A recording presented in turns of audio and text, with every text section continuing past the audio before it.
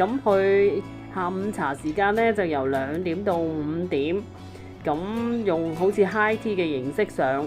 咁最特別呢，佢係一個呢好似手板咁大嘅蝴蝶酥，咁都鬆化可口，唔太甜，都好食嘅。咁另外呢，就有啲鬆餅啦、咖喱角啦、三文治啊、迷你漢堡包啦。咁另外有啲 macaron 咧就好甜。咁有啲 cake 啊，有啲伯爵茶餅，有咖啡，咁都夠食，同埋坐得舒服，同埋啲服務係非常之好嘅。食完個下午茶之後呢，就去咗41樓，佢用咗一間雙連房呢，就做咗一個迷你嘅 gym room。咁做運動之前記住要預約。5點至7點呢，就係黃昏雞尾酒嘅時間啦。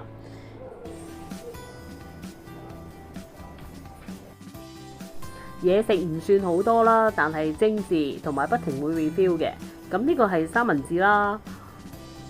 雜菜沙律，呢度呢係一個南瓜嘅酥皮盒，有泰式香茅蝦餅啦，呢個係羊肉嚟嘅，我冇食。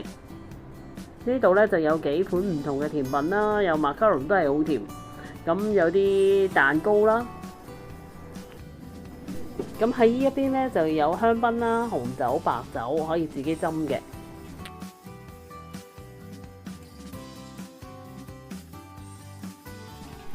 食到中段到尾段呢，有個職員呢就攞住一啲燒賣同埋一啲菜肉餃過嚟，咁啊一人一籠咁樣啦。但係呢個就幾好食嘅。至於雞尾酒呢，就有2杯係有酒精成分，同埋有2杯係冇酒精成分嘅。黃昏雞尾酒飲完之後呢，上返房，咁就大概係8點鐘啦，就剛好呢，就係幻彩詠香江嘅表演時間。咁呢個時間呢，就可以欣賞下呢個咁靚嘅景色。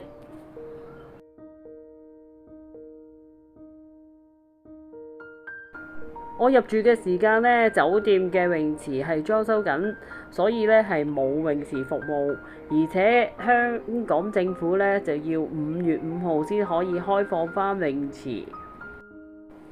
又嚟到自製浪漫嘅時間啦，可以一齊欣賞下呢個咁靚嘅景色啊！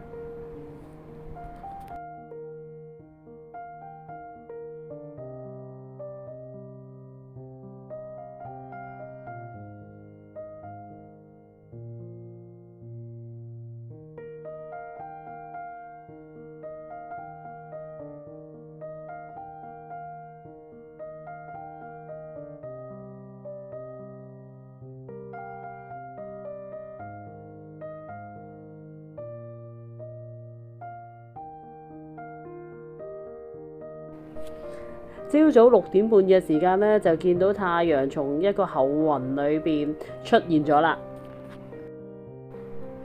今日嚟到57樓嘅柏翠餐廳食半自助早餐。好啦，今日我哋嚟到57樓嘅早餐，咁半自助式啦，咁就有個 set 可以叫咗嘅，跟住呢，就呢度就仲有其他嘅選擇。哇，幾靚喎！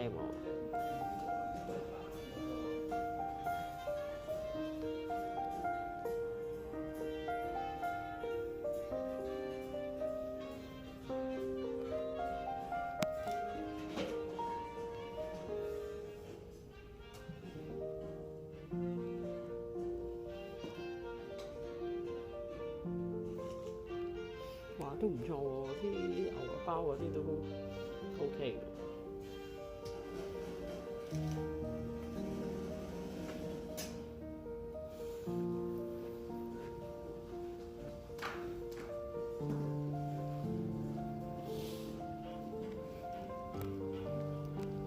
咁而家係7點鐘，啱啱呢度嘅早餐啱啱開。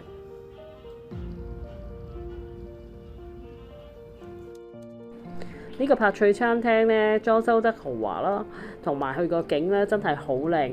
咁呢個早餐裏邊呢，就係半自助嘅，咁就有日式啦、粵式啦、西式啦。咁我哋叫咗一個粵式早餐同埋一個西式早餐。粵式早餐呢就有點心同埋一個竹升雲吞麵，而西式呢即係煎蛋啊、腸仔啊同埋一啲煙肉。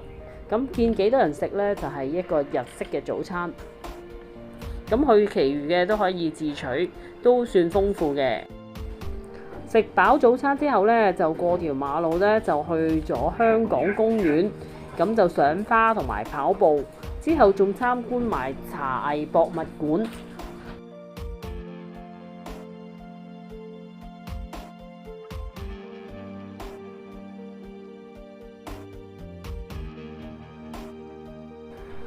11點半呢，就喺 Cafe Cool 就 book 咗個午市自助餐，咁就用埋嗰1000蚊 Dining Credit 嚟到 Cafe Two 食個 lunch buffet。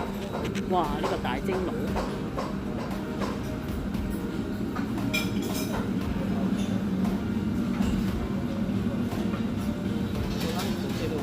都好靚嘅。咁呢度做嘅甜品呢，就都有好多款啦，同埋好精緻嘅。咁一定要留意呢，佢喺花上邊呢，好似一啲蛋撻仔嘅檸檬撻，呢一個呢係好好食嘅。酸酸甜甜咁，就係呢啲花啦。呢一個蛋撻仔好好味，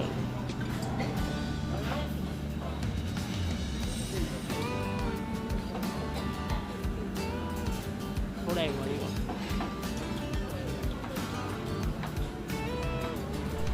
呢個棉花糖呢就好甜啦。呢度仲有好多自家製嘅麵包，呢度就有蝴蝶添。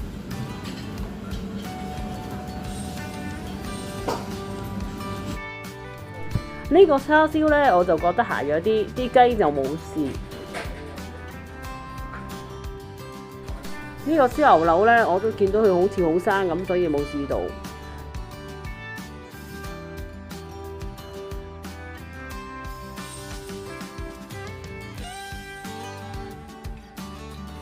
呢度有一個呢，就係燒鵝啦，最正呢係呢個鍋貼係即包嘅，咁啊食落呢，有啲汁流晒出嚟，係好好食。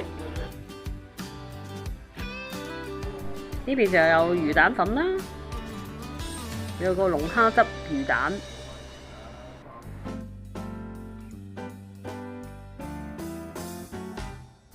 呢度呢就有個生滾魚腩粥，嗰啲魚腩呢，佢係先煎咗再淥粥嘅，咁 OK 好食。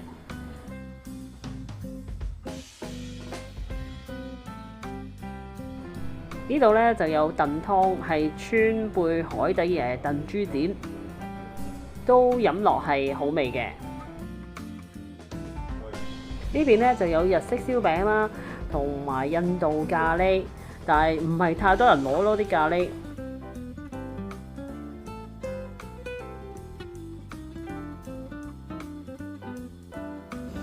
呢邊呢就係刺身台，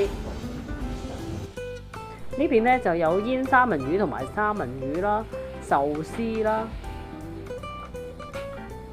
再過嚟呢有啲高級，另外有啲麵包蟹啦、黃金螺、蝦、青口，跟住呢係有泰國嘅食品啦，咁就有泰式雞翼、青芒木瓜沙律，跟住生菜包，咁呢一個冬陰功啦，同埋一個椰汁西米露，呢個椰汁西米露一定要試，係好好味嘅。咁啊有甜品啦，呢個呢就係燉湯啦。跟住就見到我攞嘅牛肉魚腩粥，跟住呢個呢就係瑞士芝士沙律同埋風乾火腿。蒸籠打開咗之後就見到好多點心，呢個就我攞嘅甜品拼盤，呢個就係雜菜沙律嘅地方。咁啊因為都好飽喎，所以試唔晒所有嘢。食飽後再影多幾張相，執埋行李，咁我哋就 check out 啦。呢次真係非常之滿意嘅一次 staycation。